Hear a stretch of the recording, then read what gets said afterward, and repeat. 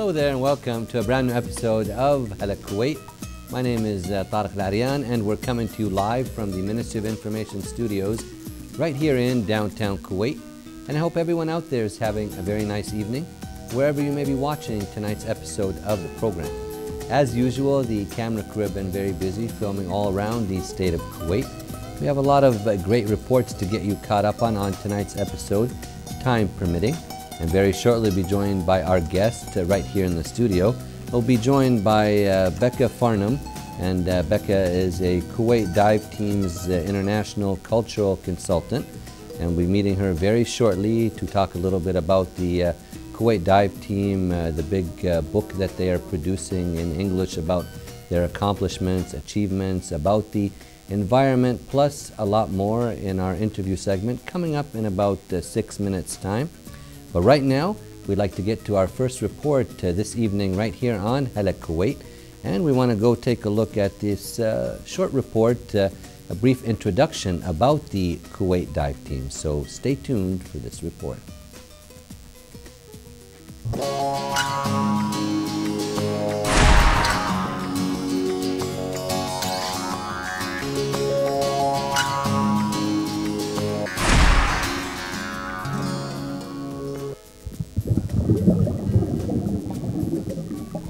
Hi, I'm Rebecca Farnum, an American PhD researcher at King's College London, studying environmental peacebuilding and diplomacy. And I am Hamad Brusli, an accounting student at the American University of Middle East in Kuwait. We are here in the headquarters of the Kuwait Dive Team in Shueikh Port, Kuwait City, to tell you a bit about a group of voluntary divers who have teamed up to protect the world ocean. In 1990 and 1991, the Iraqi invasion of Kuwait and the subsequent Gulf War devastated Kuwait's natural environment. Burning oil wells spewed toxic materials into the air and destroyed habitats and livelihoods. Sunken boats leaked oil into the sea and crashed onto reefs, killing millions of coral, fish, and marine mammals. On Christmas Day in 1991, the government of Kuwait formally accepted the offer of a group of young men calling themselves the Kuwait Dive Team to help clean up the wreckage left by the war. Through hard work, dedication, and a lot of trial and error, the young divers taught themselves a variety of creative salvage technique and began effectively restoring the Gulf natural environment. Their efforts led to the creation of the Environmental Voluntary Foundation, a non-governmental organization in Kuwait dedicated to building environmental awareness and encouraging volunteerism in the Gulf and around the world. The Kuwait Dive Team's original value continue to guide all of their efforts: institutional organization, commitment and dedications, team spirit, and innovation pioneering. Today, the Kuwait Dive Team has 12 main projects. The team installs mooring buoys around Kuwait Bay, preventing anchors from dropping onto and damaging corals while enhancing safety at sea. The creation of artificial reefs has helped to rebuild the coral population decimated during the Gulf War and support other marine life. To confirm the efficacy of their work and keep an eye on issues of climate change and pollution, the dive team monitors the health of coral reefs around Kuwait Bay. A variety of voluntary projects help the rest of Kuwait to get involved. You don't have to scuba dive to help the Kuwait Dive Team's work, Becca. A campaign of beach cleanups involves schools, youth groups, corporate employee teams, government officials, and other volunteer organizations in keeping Kuwait's coastline beautiful, so we can all enjoy it, and so that leftover picnic plastics don't kill fish, turtles, or sharks. Building on the beach cleanups with the student, the Kuwait Dive Teams has created a number of tools for environmental education. The Kuwait Dive Team safely removes nets caught on reefs and free-floating debris. These efforts are vital to the health of marine ecosystems as well as seafarer safety. During operation, the team often finds animals trapped in the nets or receive calls from creatures stuck in the industrial planets. The team safely releases these animals whenever possible, making sure that we are all free, whether we swim underwater, walking on the land, or flying in the air. And sometimes the work is a little bigger than a trapped fish, abandoned net, or floating bottle. The team lists on average one submerged vessel every 2 weeks. These include sunken yachts and fishing boats, but sometimes also the occasional car. Everything the team sees and does at the sea is carefully documented, Becca, building scientific knowledge about marine ecosystem and informing policy makers about the state of Kuwait Ocean. The team takes these materials and their expertise to conferences around the world, helping to share their knowledge and learn from others. Local and global communication about all their projects and the ecosystem of Kuwait help the team to promote environmental awareness and encourage other groups to get involved. During this series of videos, we'll be telling you more about the work of the Kuwait Dive Team. Stay tuned for beautiful pictures and amazing stories. We hope you will join us to learn more about our planet's waters and how we can help protect life under the sea. In the meantime, all the best from Kuwait.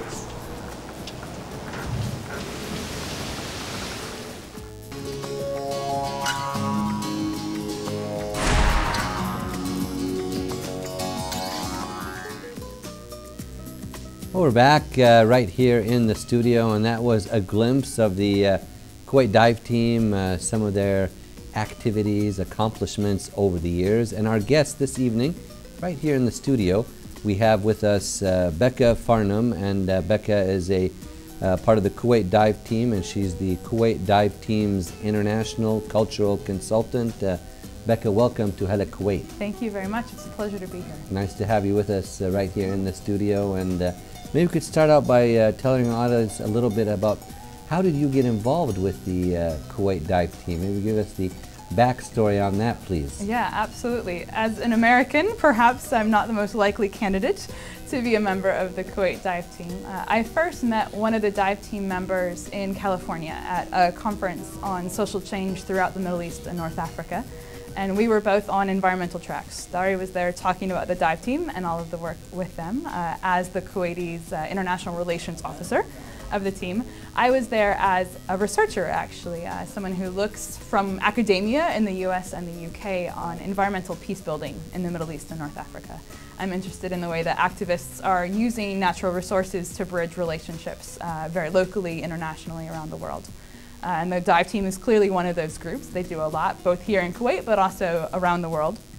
And it's really fun to kind of track their activities and the way they're using coral, diving diplomacy, I call it, if you will, to form relationships and get to know people completely outside of language and cultural barriers. So it was at the conference where you met one of the where I met one of the dive team members. And then how did that develop from there? We kind of kept in touch via email. Didn't see each other for probably about a year and a half. And then I received this email from Dari saying, Becca, we're really hoping to spread our story a little bit more, and we would be interested in inviting you to Kuwait for a week to observe some of our activities and then write a book about us in English. Wow. And I had never dived before, I had never been to the Gulf before. I was really thrilled to get the invitation. To come then, huh? Really excited, okay. A bit apprehensive. I had never written a book before, I should also say that. Okay. But a really great invitation. So first came to Kuwait in October 2014 and was very quickly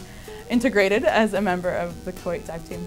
Yeah, we were talking before we came on air. The Kuwait Dive Team has become like your second family. Right? Absolutely, this is your second visit now here. You've been here the a second few of weeks. many, I hope. Yes, and the dive team has been very hospitable, I believe, yes, right? Yes, indeed. The entire the dive team is a family. The members and the volunteers themselves, and then also, perhaps whether they like it or not, many of the members' families are sucked into the work, and certainly have been making the most of my visit and helping me see the most of Kuwait and really showing me around and giving me a really great time. They're a very dedicated team, yeah, and absolutely. They give a lot from their time and helping out with many of the different causes here in the state of Kuwait. And one of the dive team's values and goals is not just environmental rehabilitation, but actually to foster a spirit of volunteerism in the Gulf. And they take that very seriously and are trying to encourage people to give back to communities in whatever ways and through whatever avenues are passionate for them.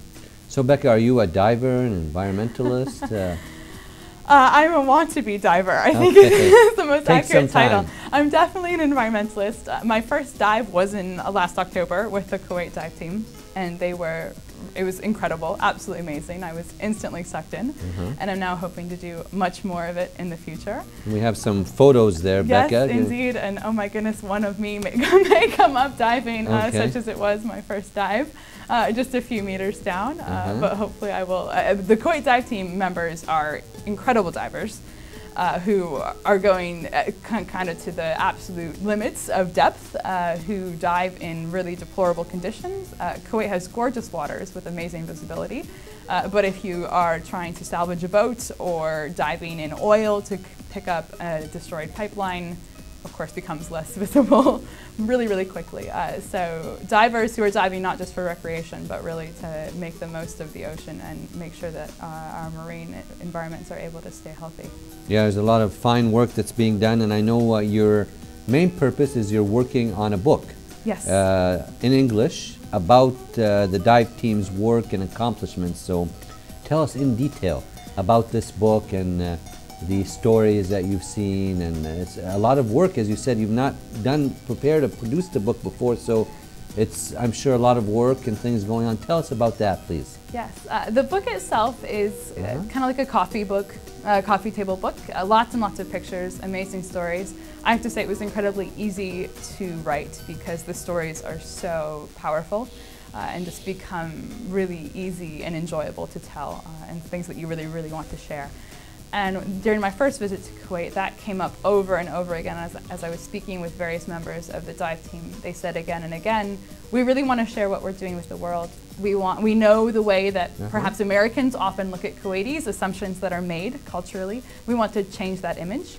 And then also we want to invite people to join us. And it's, of course, it's not just Kuwait's oceans who need help, and it's not just Kuwait's beaches who need cleanups to happen. So the dive team is producing this book to try and get more people on board and to try and share some of the work that they've done, inspire others to join in the work. So tell us more about the actual book, the inside of the book. Yes, so the inside of the book, it's chock-a-block full of pictures and color. It's going to be around 120 pages. Okay. We're inserting a few more stories in there. It goes back to the Kuwait Dive Team's history. This is actually the 30th anniversary year of the dive team. They've been in operation in one way or another since 1986. The book mostly picks off after the 1990-1991 Gulf War and invasion and the liberation of Kuwait, which is when the dive team really solidified in terms of a solid group of volunteers. So it tells a little bit of that story, a little bit of the history of Kuwait. It is primarily for a Western audience, and we're kind of assuming that they don't necessarily know all that much about Kuwait. That being said, it's easy to skip that first introductory chapter and dive right into the stories, if you'll pardon the pun. For Kuwaitis, it should be really enjoyable for everyone to read. And there are really detailed stories about things like rescuing sea turtles from industrial plants. There are overviews of what the team is doing in terms of winning awards and meeting really quite famous people, ambassadors and environmental filmmakers and all kinds of folks. There are pictures and stories from children who are learning more about the beaches and giving of some of their school day to come pick up some of Kuwaiti's beaches. Good grief, what else? There's a lot of emotion in it, I have to say. A lot of story about this family that we talked about a little bit earlier, the fact that the dive team really is a family. So you'll find some of that heart and passion and the way the diving and the shared love for the corals and for the volunteering has brought people together. Well, we look forward to the completion of this book. When will it be completed? I am here through the 17th of February, and my one of my main projects is that it's going to be in my hands before I leave. Yes, as so they within say a in month. Kuwait, inshallah. Inshallah, indeed. It'll be done. A phrase I've become very familiar with. Well, we look forward to that. Yes, that should be a great addition to the fine work that the Kuwait Dive Team does. A book in English, covering the various activities, accomplishments, the history, and so forth. So look forward to that book when it is released. And I know the team, Becca, recently launched the Global Environmental Guardians Network. Yes. So tell us a little bit about that network. What is that about? What kind of activities do you have, and so forth, please? Yeah, absolutely. The Global Environmental Guardians Network is, I would say, an expansion of the Kuwait Dive Team's vision. They started as a group of divers here in Kuwait, and they were taking care of Kuwait's marine environments. And I think the more time you spend in and around the ocean and in and around any environment, the more you see the connection. There's rubbish that's washing up on Kuwait's beach that did not originate in Kuwait. There's rubbish washing up on the beach that was in the desert, dumped by Kuwaitis going camping, and has since made its way via rainfall and that kind of thing. So you start to see all of the connections, and the network was an expansion then of the work the Kuwait Dive Team is doing to try and see a bit more globally and get in touch with other dive teams, other river cleanup crews, other environmental organizations that are doing similar work. We held the inaugural summit in Baltimore, Maryland, just a few months ago in August 2015. And we're going to be holding the next big summit in Birmingham 2016, again, inshallah. So this is all now based mostly in the USA, where this... so that was in the USA. The second one is going to be in the UK. Okay, actually. Birmingham, Birmingham, UK. England, I should say.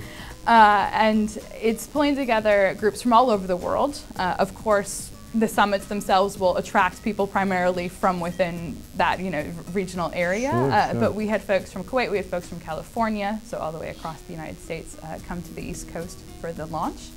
And we're expecting a lot of those American groups to come to the UK, and hopefully several other European and Asian groups as well.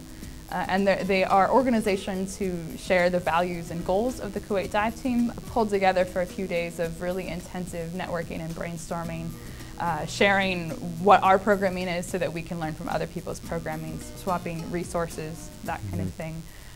And also, of course, just knowing that you're not alone in this work, I think, is important.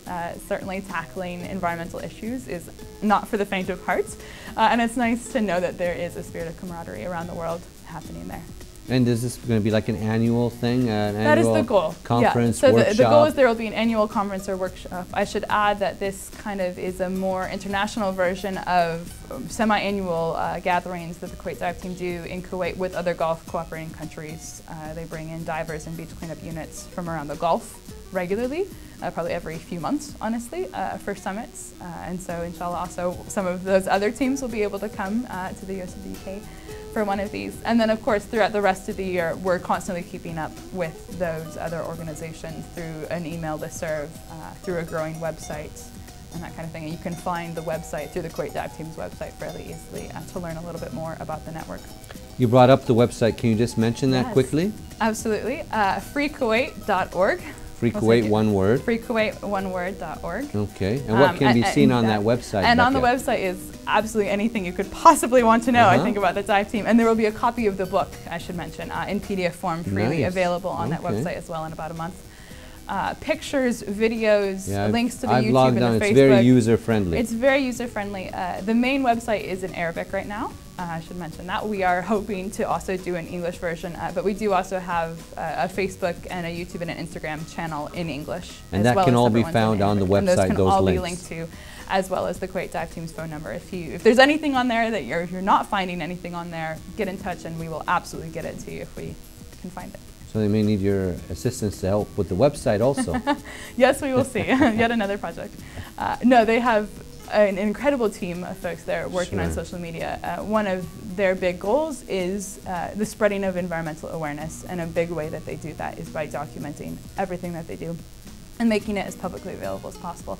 Obviously, the 7-year-olds who are coming to the beach are not going to be able to scuba dive and salvage a boat right away, but they can get involved in it by seeing it on YouTube and hearing the techniques explained and seeing some of the work and cheering on the dive team. And our hope is that everyone can get involved in those ways. So during your stay in Kuwait, this is your second visit, you've been around to the islands and so forth.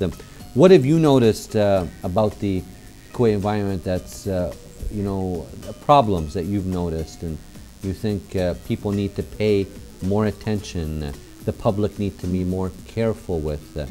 Tell us in detail what you've seen about that, please, also. Yeah, absolutely. I think the first thing to be said is that these are not problems that are unique to Kuwait. I've been in many countries, I've lived in many countries at this point in time, I've been to many beaches, and you see the same kinds of issues. Rubbish left over from picnics is the big one that I think we all as individuals, regardless of kind of what we do for day jobs, need to do better at.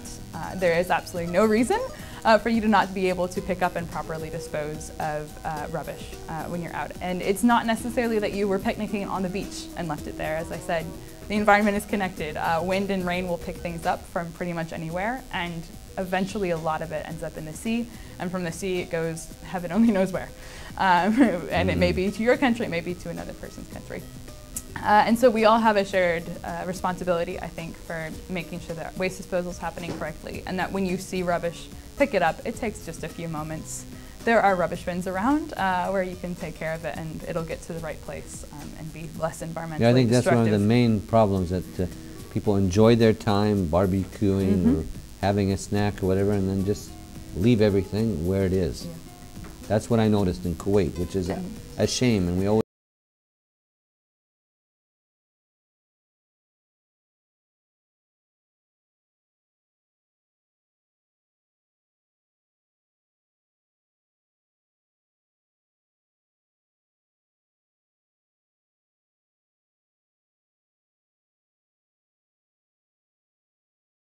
go out to the desert to enjoy a little bit of the nature and the fresh air and so forth, but also a lot of issues with that also. Being an environmentalist, can you touch on that a little bit rather briefly? Yeah, absolutely. First, just because the desert looks like it's deserted or where you've left rubbish doesn't have any form of life doesn't mean it doesn't. There are ecosystems and animals and plants that are depending on that desert and in the way that it is, and not covered in plastic and that kind of thing. So it's really important that we take it away regardless of where we end up and what it looks like. And if you leave it on a rock, it won't stay on a rock. And it will end up somewhere else, and it will very possibly end up killing animals, degrading plant life, which ultimately just makes this earth less lovely to live in and makes your camping grounds less nice to visit. So again, just pick it up. And do you feel that, compared, I mean, you're from the U.S., do you feel that the laws need to be a little more stricter here for this, more public awareness? What do you feel that needs to be done in order for the public to be more aware and careful? So I know there have been actually quite a number of recent legal actions taken by the state of Kuwait, which I think is a wonderful thing to better to make the rules stricter around environmental degradation and to encourage rubbish picking up. That being said, I think enforcement is still an issue, and it's an issue in the United States as well. Of course, you get to campgrounds that are only somewhat monitored, and that there's just a lot of people coming and going from and that kind of thing. It's very difficult to track down, but just because someone's not on camera or actively finding you the moment they see it doesn't mean that it's not a problem, and doesn't mean that you couldn't eventually get busted. And I hope that both the US and Kuwait and the rest of the world will continue to get better with environmental law enforcement. Yeah, that's important, I think, to have a little bit more stricter laws that are enforced right here in the state of Kuwait. We're taking a look at some photos here, Becca, and we could comment on what we're taking a look at here, please. Absolutely. So this is quite a number of Kuwait Dive Team's operations. This is one of their mooring buoys, which we saw in the report earlier, are spread around particularly coral reef areas, so boats can tie onto the buoys rather than dropping anchors onto coral reef, which are really What is damaging. this? This is what's taking place there? And this is Walid, the dive team's founder. I'm guessing pulling in one of the operations. There are a huge amount of safety issues, of course, at hand when you're salvaging and lifting up giant nets or boats. So a lot of it is slowly but slowly, shwiya b'shwiya, hands up, stop the machine, start the machine, to make sure that. This is probably one of the honoring ceremonies here? Yes, indeed. And then this is some of the animals that unfortunately are caught in nets. So again, another call to fishermen in particular Kuwait, as well. There's a lot of these Do not dump nets. your fish, or excuse me, don't dump your fish, but don't dump your nets either.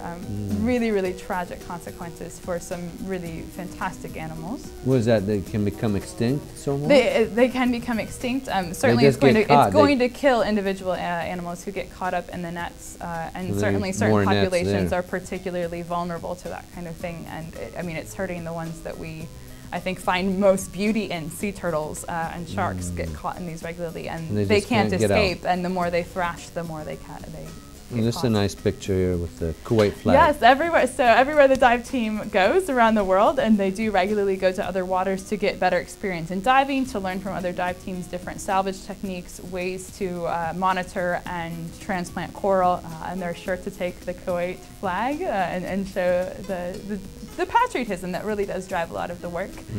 And we displayed the Kuwait flag at the London International Dive Show last year as well. And that was fun for me, walking around the London tube with a Kuwait flag, getting all kinds of stares. But it was actually, how was that show? Because you were based also in London. Yes, I was based in London, so I was at that show, and it was a really great chance to share the story. I gave a speech about the dive team. We how was that? It went really, really well. It was a lot of fun to share stories. Many people came up and were like, "Oh, I didn't know Kuwait had coral," because people just don't know much about the country. That, more desert kind of thing. Exactly. So it's a really great opening for conversation.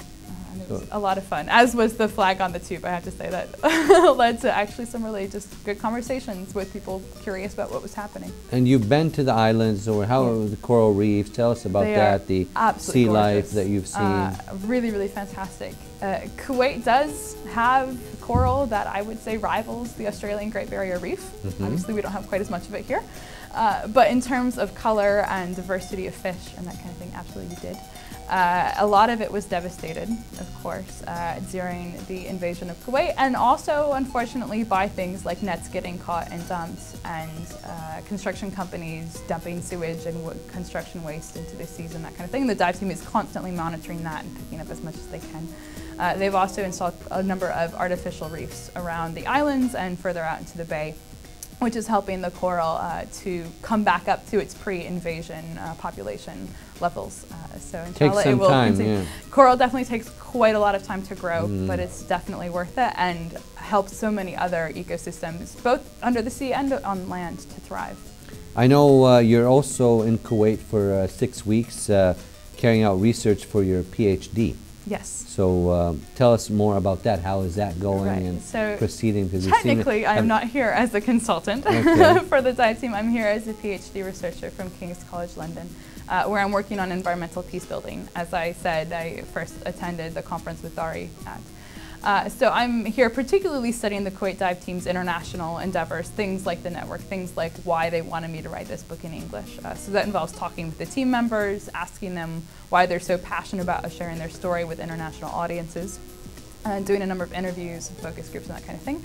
But also I'm trying to give back as much as I can, since I really do believe in what the dive team is doing, and I'm using some of their time for my research, so I'm hoping to give of some of my particular skills and expertise to help their vision out as well.